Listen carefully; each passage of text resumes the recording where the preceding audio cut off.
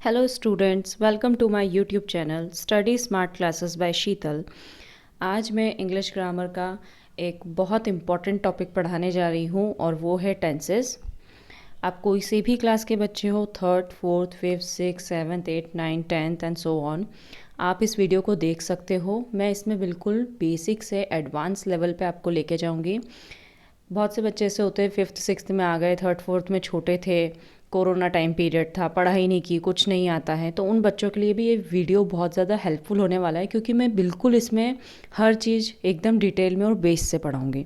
अगर आप उनमें से हैं जो अपना स्पोकन पार्ट इम्प्रूव करना चाहते हैं, बिल्कुल बिल्कुल भी इंग्लिश नहीं आती है, पूरा हिंदी में बोलते हैं, तो आपके लिए भी ये वीडियो बहुत हेल्पफुल होने वाला है। वीडियो को एंड तक ज़रूर देखिएगा और इसके आगे भी मैं और वीडियोस लाऊंगी, वो टेंस पर ही होंगे।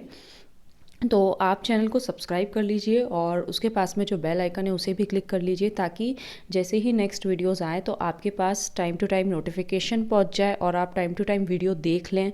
क्योंकि क्या होता है ना, एक टेंस हमने सीखा, फिर दूसरे को सीखने में मान लीजिए बहुत ज़्यादा टाइम हो गया, तो वो फिर एक लिंक बन नहीं पाता है। तो आप टाइमली सारे वीडियोज़ को ज़रूर देखिएगा। चलिए वीडियो को स्टार्ट करते हैं। सबसे पहले हम टेंस का मीनिंग समझते हैं कि टेंस होते क्या हैं। तो आपने नाउन, प्रोनाउन, एडवर्ब, एडजेक्टिव, ये सब चीज़ें सुनी होगी। उसी प्रकार से आपका होता है वर्ब। वर्ब मतलब क्या होता है? वर्ब मतलब क्रिया, कि आप जो काम करते हैं। ठीक है, जैसे मैंने कहा कि मैं पढ़ाती हूँ, मैं पढ़ाती थी, मैं पढ़ाऊँगी। ओके, सो यहाँ पे ये जो मैंने तीनों सेंटेंस बोले हैं, पहले मैंने बोला मैं पढ़ाती थी, तो एंड में जो थी आ रहा है उससे आपको पता चल रहा है कि ये काम मैं अभी नहीं करती थी, मतलब मैं अभी नहीं करती हूँ, ये काम मैं करती थी। ओके, मैंने सिर्फ एग्जांपल लिया है, हालांकि मैं अभी भी पढ़ा रही हूँ। ओके, अगर मैं कहूँ कि मैं पढ़ाती हूँ, इससे आपको समझ में आ रहा है कि मैम ये काम अभी भी करती है। और अगर मैं ऐसा कहूँ कि मैं खाना पकाऊंगी, मतलब वो काम मैंने अभी किया नहीं है, लेकिन मैं आगे जाके वो काम करने वाली हूँ। ओके, तो यहाँ पे ये जो हमें टाइम का पता चल रहा है। ओके, तो बेसिकली हिंदी में हमें थी, हैं, करूँगी, इन शब्दों से पता चलता है कि कौन सा काम हम कब कर रहे हैं, समय का पता चल रहा है। वैसे इंग्लिश में वर्ब की अलग अलग फॉर्म्स रहती हैं। ओके, और उनकी मदद से हमें पता चलता है समय के बारे में, कि कोई काम हमने कब किया या कोई काम हम कब करेंगे। ओके, तो एक प्रकार से टेंस और कुछ नहीं, वर्ब की अलग अलग फॉर्म्स हैं, और उन वर्ब्स की अलग अलग फॉर्म से हमें पता चलता है कि कोई भी काम हम कब कर रहे हैं। ओके, अब देखिए मैंने एग्जाम्पल में जैसे लिखा है ईट। ईट ये तो बहुत कॉमन वर्ड है, सभी ने सुना होगा। ईट मतलब कुछ खाना, इसी ये होता है फर्स्ट फॉर्म। ईट कुछ चीज़ खाना, इसमें ये क्या है? ये एक प्रकार की वर्ब है, इसमें आपको कुछ काम करना पड़ेगा। ओके, तो जब आप कुछ काम, जो काम आप कर रहे हो वो वर्ब कहलाएगी। सो ईट, इसका सेकंड फॉर्म हो जाता है एट। ओके, और थर्ड फॉर्म हो जाता है ईटन। अब तीनों का मतलब खाने से ही रिलेटेड है, लेकिन तीनों का यूजेज अलग अलग है। ओके, अलग अलग टेंस में हम अलग अलग वर्ब का फॉर्म यूज़ करते हैं, और उसी से पता चलता है कि हमने वो चीज़ कब की। तो अभी मैं ज़्यादा डिटेल में ना लेते हुए आगे हम बढ़ते हैं, और हम जैसे जैसे टेंसेस पढ़ेंगे आपको सब चीज़ें क्लियर होती जाएगी। Okay, don't worry. Types of tenses, तीन प्रकार के टेंस होते हैं: present tense, past tense, future tense. ये सब तो आपको याद होगा, लेकिन अब हम आगे बढ़ते हैं। जो फोर्थ फिफ्थ के बच्चे रहते हैं, उन्हें वो जनरली ये प्रॉब्लम होती है, आपने भी कभी ना कभी फेस की होगी, कि इतने सारे टेंसेस है, काउंट कीजिए ज़रा, 12 टेंसेस है, तो इनके नाम नहीं याद होते, तो नाम कैसे याद करें? तो देखिए, ये जो आपका फर्स्ट टेंस है, इन तीनों में ही क्या आ रहा है? सिंपल वर्ड आ रहा है। तो बस कुछ नहीं याद करना है, सिर्फ एक वर्ड याद करना है, सिंपल। सबसे पहले क्या हो जाएगा? Simple past tense. सेकंड क्या हो जाएगा? Simple present tense. थर्ड क्या हो जाएगा? Simple future tense. बहुत सी बुक्स में इसके अलावा भी इनके नाम लिखे रहते हैं। सिंपल पास्ट को जैसे लिखा रहता है पास्ट इंडेफिनिट टेंस, तो दोनों एक ही हैं। मतलब जैसे आपका एक रहता है ना, स्कूल का नाम अलग, घर का नाम अलग, ओके, पेट नेम अलग, उसी प्रकार से इन टेंसेस के भी दो दो नाम हैं। सिंपल पास्ट को हम पास्ट इंडेफिनिट भी बोलते हैं, सिंपल प्रेजेंट टेंस को हम प्रेजेंट इंडेफिनिट टेंस बोलते हैं, सिंपल फ्यूचर क्या हो जाएगा? Future indefinite. सेकंड नंबर पे क्या आ जाता है बेटा अपना? Past continuous tense. इसमें आपको देखिए वही है, पास्ट प्रेजेंट फ्यूचर तीनों वही है, बस एक नया वर्ड जुड़ गया है, वो क्या है? कंटिन्यूस।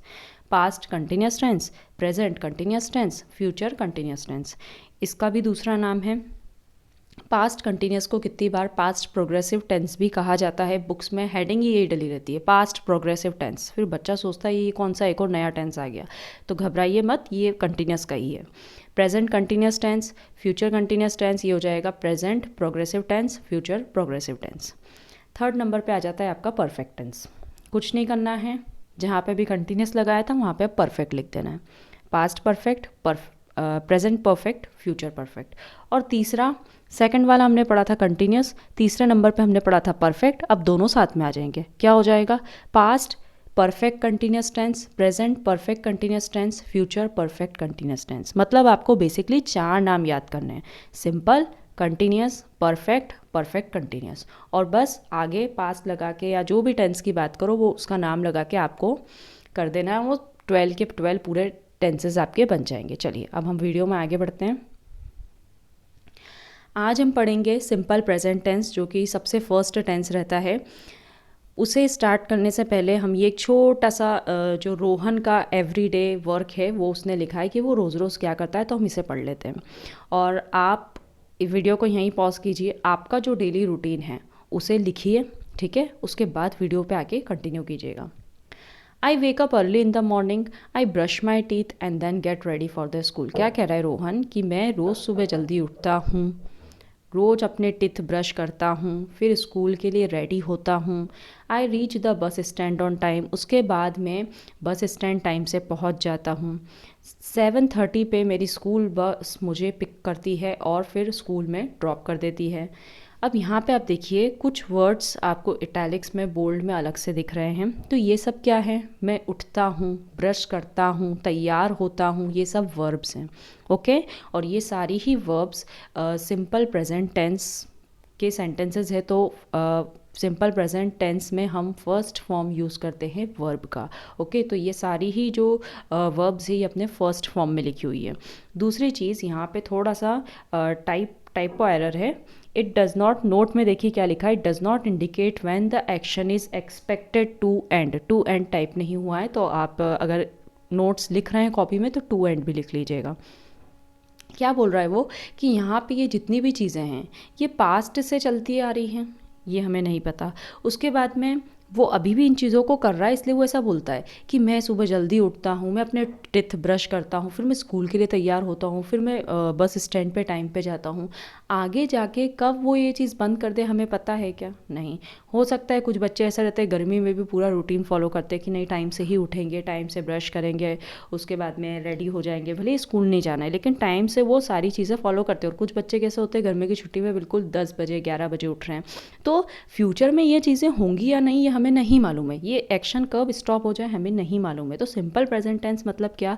जो चीज़ें आप रोज़ कर रहे हो। अब हो सकता है रोहन ने जब सब चीज़ें लिखी हमने रोहन के बारे में, तो हो सकता है रोहन उस टाइम पे ये चीज़ें नहीं कर रहा हो। या फिर आप जैसे अभी मैंने आपको एक होमवर्क दिया था कि अपना रूटीन लिखिए कि आप सुबह सुबह उठ के क्या करते हैं, तो ज़रूरी है कि ये जो भी चीज़ें आपने लिखी है वो आप उस टाइम पे कर रहे हो? नहीं, ये आप अपनी डेली लाइफ में अभी के टाइम पे, प्रेजेंट टाइम की अगर मैं बात करूँ तो अभी आप ये चीज़ें कर रहे हो। तो सिंपल प्रेजेंट टेंस मतलब क्या? जो चीज़ें आप अभी कर रहे हो वो आप सिंपल प्रेजेंट टेंस में बताओगे।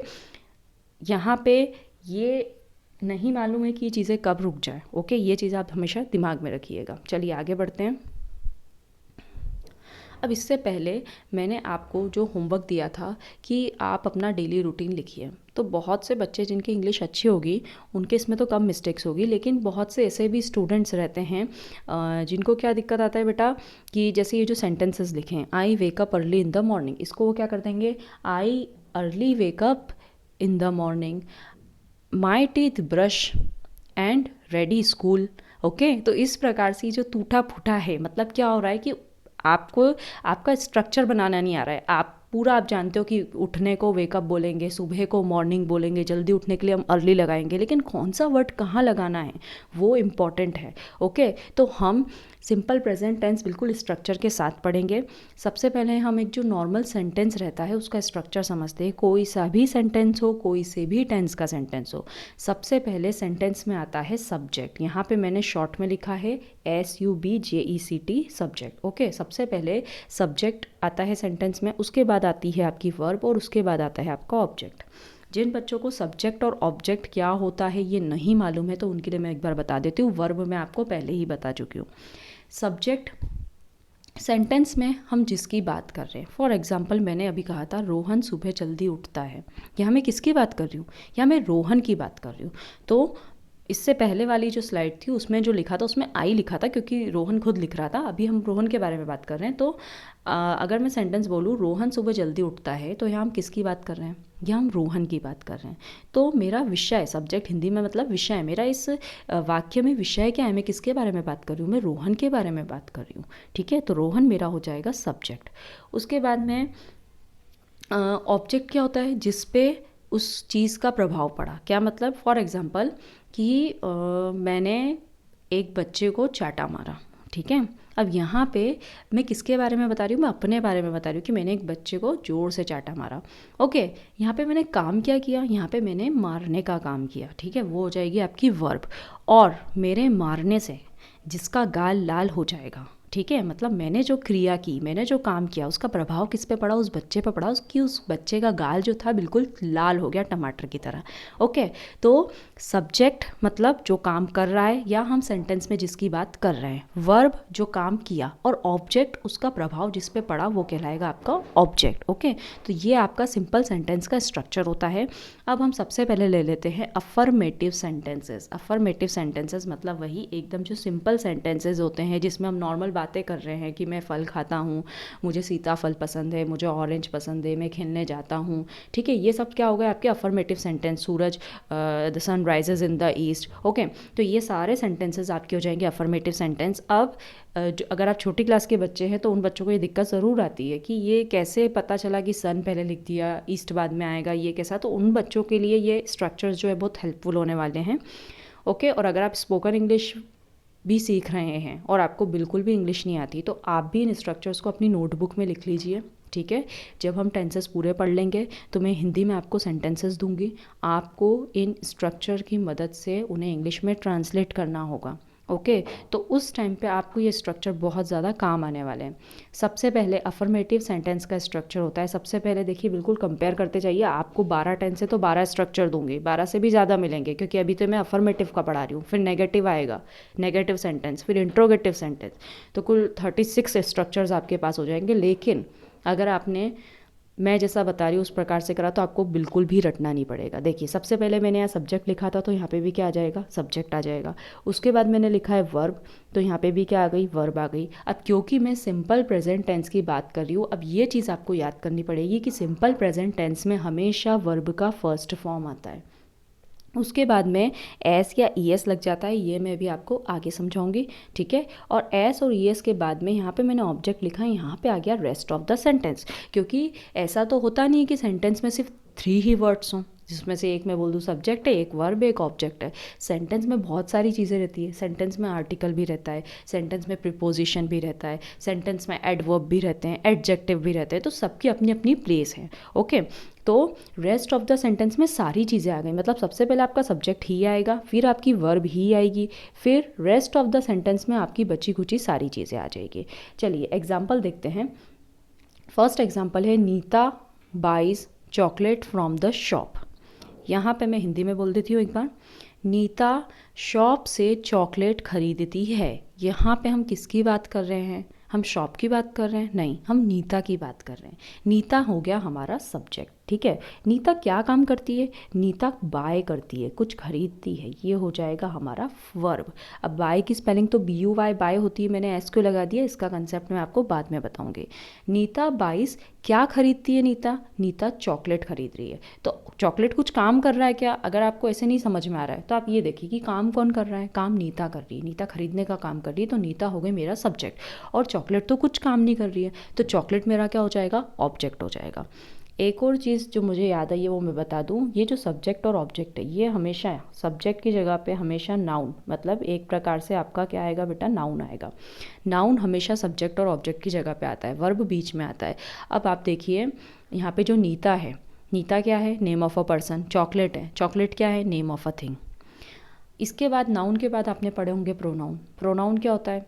Words which are used in place of noun, ऐसे वर्ड्स जो नाउन की प्लेस पे यूज़ हो सकते हैं। मैं नीता की जगह शी भी तो लिख सकती थी, she buys chocolate from the shop, तो नीता की जगह पे क्या आ गया, शी आ गया। इसका मतलब क्या हुआ कि नाउन की प्लेस पे प्रोनाउन आ सकते हैं, मतलब सब्जेक्ट जो है वो नाउन भी हो सकता है और प्रोनाउन भी हो सकता है। उसी प्रकार से ऑब्जेक्ट आपका नाउन भी हो सकता है और प्रोनाउन भी हो सकता है। तो यहाँ पे आपका चॉकलेट क्या हो जाएगा, ऑब्जेक्ट हो जाएगा। अब फ्रॉम द शॉप, अगर मैं ये नहीं भी लिखती तो चल जाता, नीता बाइज चॉकलेट, नीता जो है वो चॉकलेट परचेस करती है, बाय करती है। ये जो है ना फ्रॉम द शॉप, शॉप से खरीदती है, ये हो गया आपका रेस्ट ऑफ द सेंटेंस। मतलब चॉकलेट्स फ्रॉम द शॉप, ये पूरा आपका रेस्ट ऑफ द सेंटेंस है, लेकिन इसमें देखिए मैंने पहले ऑब्जेक्ट लिखा है, उसके बाद में बाकी की चीज़ें लिखी है। नेक्स्ट सेंटेंस पे आते हैं। The man go to office every morning, man जो है वो हर सुबह ऑफिस जाते हैं। यहाँ पे MEN मैन लिखा है, MAN मैन होता तो वो होता सिंगुलर, जब मैन की स्पेलिंग में ई आता है तो वो प्लूरल होता है। ओके, तो द मैन, एक से ज़्यादा मैन की बात हो रही है। मैन जो है वो ऑफिस जाते हैं हर सुबह। यहाँ पे जो आपका मैन है वो ऑफिस जाने का काम कर रहा है, तो आपका मैन हो जाएगा सब्जेक्ट। और आप ये देखिए द क्या है, एक आर्टिकल है, और आर्टिकल हमेशा नाउन के पहले आता है। तो द मैन, मैन क्या काम कर रहा है, मैन जाने का काम कर रहा है, तो ये गो हो गया आपका वर्ब। और उसके बाद में कहाँ जा रहा है, ऑफिस जा रहा है, तो ये ऑफिस क्या हो जाएगा, आपका ऑब्जेक्ट हो जाएगा। और ये बचा कुचा पूरा एंड में आएगा। इतना आई होप आपको समझ में आया होगा। कोई डाउट हो तो नीचे कमेंट सेक्शन में मुझे कमेंट करके ज़रूर पूछना, मैं बिल्कुल रिप्लाई करूँगी। ओके, आगे बढ़ते हैं। अभी मैंने आपको बोला था एस और ES को छोड़ दीजिए, अब हम एस और ES की ही बात कर लेते हैं। बाकी सब तो आई होप आपको समझ में आ गया होगा। एस और ES का रूल क्या कहता है, we use the original form of verb when the subject are I, we, you, they और any plural subject. We add S ES to the original form of the verb when the subject is he, she, it और any singular subject in the third person. क्या कहता है ये, जरा इसके पहले वाले सेंटेंस देखते हैं। यहाँ पे नीता देखिए, नीता क्या है, नीता एक ही लड़की है, ठीक है। तो जब आपका सब्जेक्ट सिंगुलर होगा तब आपके वर्ब में एस लग जाएगा। सॉरी, मैं उसको अंडरलाइन कर देती हूँ। तब आपके सब्जेक्ट में आप देखिए यहाँ पे आपने एस लगा दिया है। बाय, मैंने आपको बोला था बाय में एस लगाए, क्यों लगाए, क्योंकि नीता जो है वो सिंगुलर है, और सिंगुलर सब्जेक्ट के साथ में हमेशा सिंगुलर वर्ब आती है। आपने नाउन सिंगुलर प्लूरल पढ़े हैं बचपन में, आपने पढ़ा होगा boy boys, girl girls, car cars, तो हमेशा वो आपने नाउन का सिंगुलर प्लूरल पढ़ा था। आज मैं आपको वर्ब का सिंगुलर प्लूरल बताती हूँ। वर्ब में जब हम एस ES लगा देते हैं तो वो हो जाती है सिंगुलर, और जब हम वर्ब में से एस ES हटा देते हैं तो वो हो जाती है प्लूरल। इसका मतलब ये हुआ कि यहाँ पे देखिए आप, नीता क्या है, सिंगुलर है, तो उसके साथ में मैंने बाय में एस लगा दिया, तो ये बाय प्लूरल नहीं हुआ, ये बाय भी क्या हो गया, सिंगुलर हो गया। तो यहाँ पे आपका सब्जेक्ट जो है, सब्जेक्ट वर्ब एग्रीमेंट कहा जाता है इसे। सब्जेक्ट जो है वो वर्ब के साथ में एग्री करना चाहिए। अगले सेंटेंस में आ जाइए। यहाँ पे देखिए मैंने अभी आपको बताया था कि ये जो मैन है ये क्या है, ये प्लूरल है। ओके, तो मैन क्या है, आपका प्लूरल है। उसके साथ में आपकी जो वर्ब है वो भी क्या होनी चाहिए, प्लूरल होनी चाहिए। तो देखिए मैंने गो में एस ES नहीं लगाया है। बाय द वे, गो का प्लूरल क्या हो जाएगा, सॉरी, गो का सिंगुलर क्या हो जाएगा, गोस। अगर मान लीजिए यहाँ पे द मैन की जगह पे नीता लिखा होता, Nita go to office every day, तो क्योंकि नीता सिंगुलर है तो मुझे उसके साथ में वर्ब सिंगुलर लगानी पड़ेगी, तो मैं ES लगा देती, Nita goes to office every morning. Okay, अब हम इसे प्रोनाउन में समझ लेते हैं।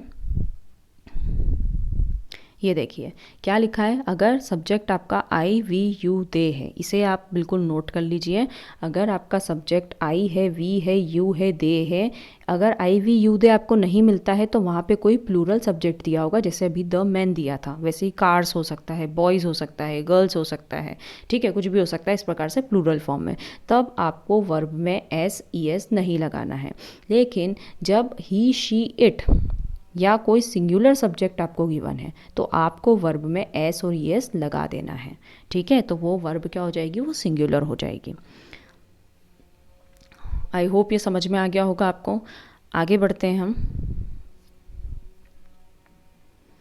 अब आ जाते हैं नेगेटिव सेंटेंसेस। नेगेटिव सेंटेंसेस अपने दिमाग में बिठा लीजिए, नॉट।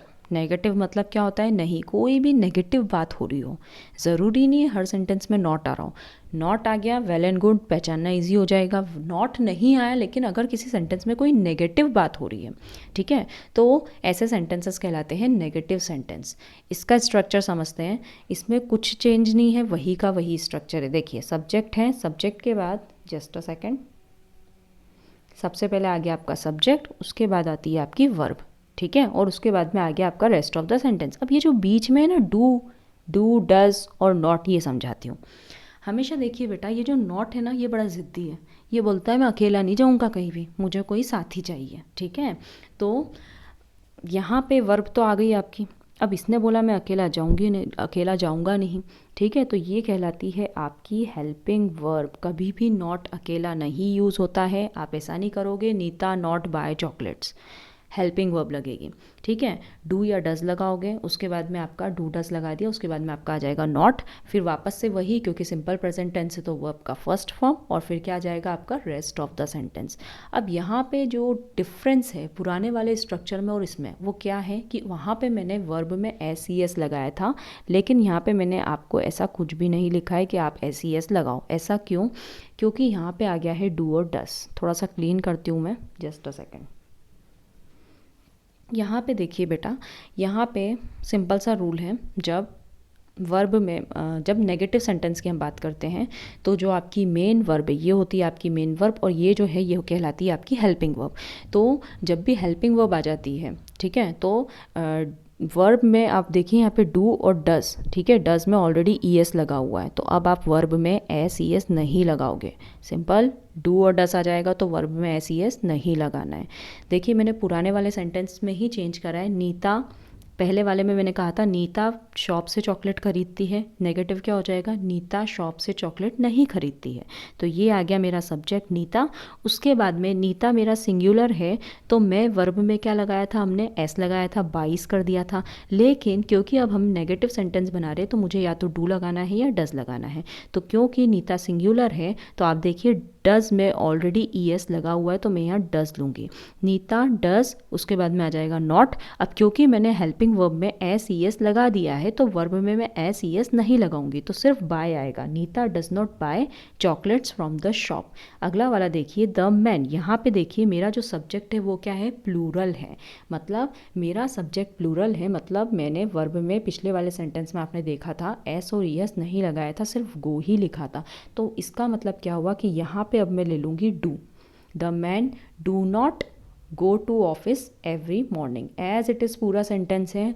अभी तक आप वर्ब में एस ई एस लगा रहे थे, अब आपको वर्ब में एस ई एस नहीं लगाना है। अगर आपको ऐसा लग रहा है कि एस ई एस लगाना है, तो आप डज लगा दोगे, और अगर आपको ऐसा लग रहा है कि नहीं यहाँ पे तो एस ई एस नहीं आएगा, तो आप क्या लगा दोगे, डू लगा दोगे। ओके, वर्ब में कोई चेंज नहीं करोगे।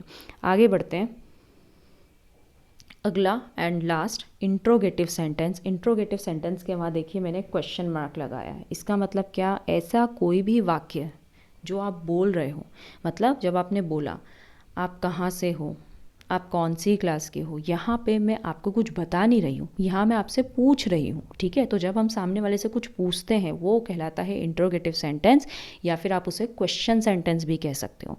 कुछ नहीं करना है, वही का वही स्ट्रक्चर है। क्या है, अभी मैंने नेगेटिव सेंटेंस में हेल्पिंग वर्ब ली थी, ओके। तो यहाँ पे देखिए कुछ नहीं करना है।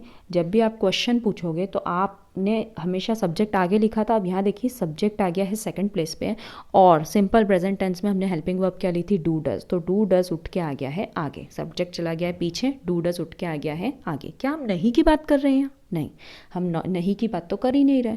तो क्या आ जाएगा, सीधे वर्ब का फर्स्ट फॉर्म, उसके बाद आ जाएगा रेस्ट ऑफ द सेंटेंस। अगर यहाँ पे मान लीजिए क्वेश्चन में ही कुछ नॉट वाला आ गया कि तुम आम नहीं खाते हो, यहाँ पे आप नेगेटिव, मतलब उसे कहेंगे इंट्रो नेगेटिव सेंटेंस, तो यहाँ पे आपको नॉट लगाना है। तो आप या तो सब्जेक्ट के पहले नॉट लगा सकते हो, या यहाँ पे सब्जेक्ट के बाद नॉट लगा सकते हो, ठीक है। दोनों जगह आप नॉट का यूज़ कर सकते हो, तो वो आपका बन जाएगा इंट्रो नेगेटिव सेंटेंस। अब क्या लिखा है आगे, अभी जो नीचे लिखा है इसे छोड़ दीजिए, हम सीधे एग्जाम्पल पे आते हैं। Does Nita buy chocolate from the shop. क्या नीता शॉप से चॉकलेट ख़रीदती हैं तो आप कहोगे हाँ, और अगर नहीं तो क्या कहोगे नहीं। ऐसा क्यों कहा मैंने, अभी बताती हूँ। पहले हम इसे समझ लेते हैं। देखिए, अभी हमने समझा था कि यहाँ पे क्या आएगा, क्योंकि हमारा सब्जेक्ट क्या है, हमारा सब्जेक्ट सिंगुलर है, तो वर्ब भी कैसी आएगी, सिंगुलर। तो हमने एस लगाया, काय में लगाया, डज में। तो डज आ गया आगे, डज नीता, उसके बाद में वर्ब बाय, उसके बाद में chocolates from the shop. Okay, next sentence में देखिए, अभी हमने पिछले वाले नेगेटिव सेंटेंस में देखा था कि द मैन के साथ में क्या आएगा, डू आएगा। तो क्या हो जाएगा, डू आ जाएगा आगे, द मैन चला जाएगा पीछे।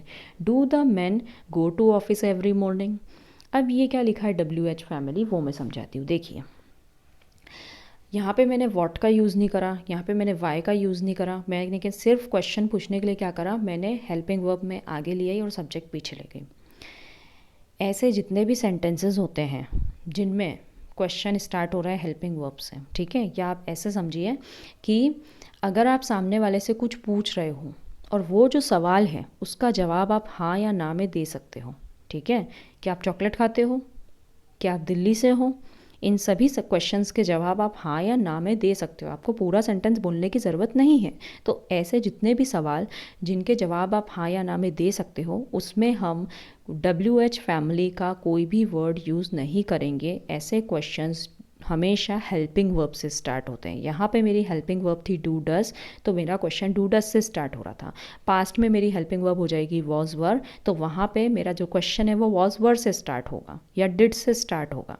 ओके, तो आपको सवाल पूछने से पहले बस इतना सोचना है कि क्या इस सवाल का जवाब हाँ या ना में दिया जा सकता है। अगर मैं आपसे पूछूं what is your name, comment section में ज़रूर लिख के बताइएगा, ठीक है। तो क्या आप यस में आंसर लिख सकते हैं, क्या आप नो में आंसर लिख सकते हैं? नहीं, आपको अपना नाम लिखना पड़ेगा, ठीक है। तो जहाँ आप यस और नो में अपना आंसर नहीं दे सकते हैं, वहाँ पे आप WH फैमिली का वर्ड यूज़ करेंगे। WH फैमिली का वर्ड क्या होता है, question word, what, why, how, ठीक है, हाउ, वेयर, ये सब होती है WH फैमिली वर्ड्स। तो ऐसे केस में जैसे मैंने बोला व्हाट इज़ योर नेम, ठीक है, तो यहाँ पे सबसे पहले आप क्योंकि क्वेश्चन पूछ रहे हैं तो हमेशा WH फैमिली का वर्ड आएगा सबसे आगे। उसके बाद में जैसे ही ऊपर वाला स्ट्रक्चर लिखा था एज इट इज़ नीचे वाला स्ट्रक्चर है, उसके बाद में क्या आ जाएगा, डू डस, फिर ये देखिए सब्जेक्ट का सब्जेक्ट आ गया, फिर वर्ब का फर्स्ट फॉर्म, ये वर्ब का फर्स्ट फॉर्म, उसके बाद में रेस्ट ऑफ द सेंटेंस, ये रेस्ट ऑफ द सेंटेंस, कुछ भी नहीं करना है, ठीक है। अगला हम एग्जाम्पल देखते हैं। रवि, जैसे देखिए मैंने लास्ट एग्जांपल यहाँ पे लिखा है, रवि प्लेस क्रिकेट। रवि जो है वो क्रिकेट खेलता है। रवि मेरा क्या है, सिंगुलर था, इसलिए मेरा जो वर्ब है वो भी कैसा होना चाहिए, सिंगुलर होना चाहिए, और इसीलिए मैंने प्ले में क्या लगा दिया है, एस लगा दिया है। रवि क्रिकेट खेलता है। अब इसका क्वेश्चन क्या बन जाएगा, क्वेश्चन जैसे मैंने बनाया, what does Ravi play, Ravi क्या खेलता है। मैंने पूछा रवि क्या खेलता है, क्या आप यस बोलोगे, नो बोलोगे, नहीं, आप क्या बोलोगे, क्रिकेट खेलता है। तो यहाँ पे आप मेरे क्वेश्चन का जवाब यस नो में नहीं दे सकते हो। तो ज़रा इसका स्ट्रक्चर समझिए, क्या खेलता है के लिए क्या आता है, व्हाट, तो यहाँ पे मैंने लगाया व्हाट। उसके बाद में रवि क्योंकि सिंगुलर है तो इसलिए क्या आएगा, डज आएगा, तो ये मैंने लगाया डज, व्हाट डज, फिर मेरा सब्जेक्ट आ गया रवि, और उसके बाद में आ गया रेस्ट ऑफ द सेंटेंस जो कि क्या है, सिर्फ play, what does Ravi play. Okay, ये वीडियो हम यहीं ख़त्म करते हैं। आज मैंने आपको सिंपल प्रेजेंट टेंस में अफर्मेटिव सेंटेंस कैसे बनाना है, नेगेटिव सेंटेंस कैसे बनाना है, इंट्रोगेटिव सेंटेंस कैसे बनाना है, ये मैंने आपको सिखाया।